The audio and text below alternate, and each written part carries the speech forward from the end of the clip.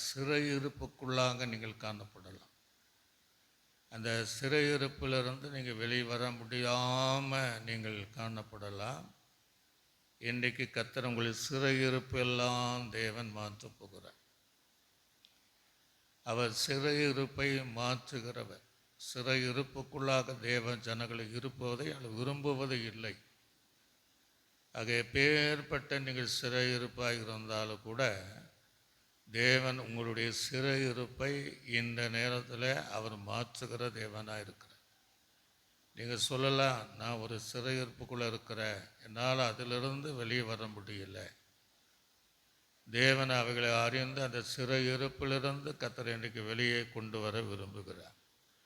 சங்கீதம் 14 அவ்விதமாய் சொல்லுகிறது.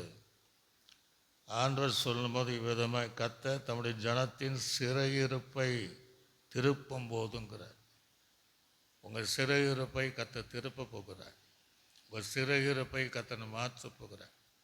கேட்கிற தேவ ஜனமாக இருக்கிற, தேவ பிள்ளையாக இருக்கிற, கண்ணீரோடு இருக்கிற, சஞ்சலத்தோடு இருக்கிற உன்னுடைய சிறையிருப்பை, மனிதனால் சொல்லப்பட்ட வார்த்தை அல்ல, உன்னை உண்டாக்கின தேவன் சொல்லுகிற வார்த்தை, உன்னுடைய சிறையிருப்பை தேவன் மாற்றுவார். அதை திருப்பும் போது சொல்கிறாரு, யாக்கோப்பு களிப்பும் இஸ்ரவேலுக்கும் மகிழ்ச்சி உண்டாகும். உன்னுடைய வாழ்க்கையில் அந்த சிறையிருப்பு அது சிறையிருப்பு மாறும்போது, சிறையிருப்பிலிருந்து நீ விடுதலையாகி வெளியே வரும்போது அங்கே 2 காரியம் நடைபெறும். களிப்பு உண்டாகும், உனக்கு மகிழ்ச்சி உண்டாகும். நீ இதுவரையும் சந்தோஷப்பட்ட நாள் இல்லை.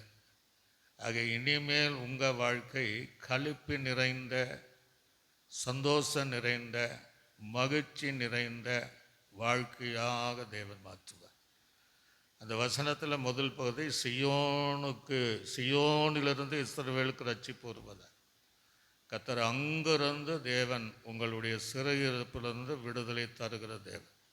ஆண்டவரே எங்கள் சிறையிருப்பை மாற்றுங்க ஆண்டவரே என்று சொல்லும்போது சிறையிருப்பை நல்ல ஆண்டவரே, இந்த வேலையிலும் சிறை இருப்புக்குள் இருக்கிற ஜனங்களுடைய எல்லா சிறையிருப்பை மாற்றி அவளை களிப்பு மகிழ்ச்சியாக்கும். இயேசுவின் நாமத்தில் பிதாவே.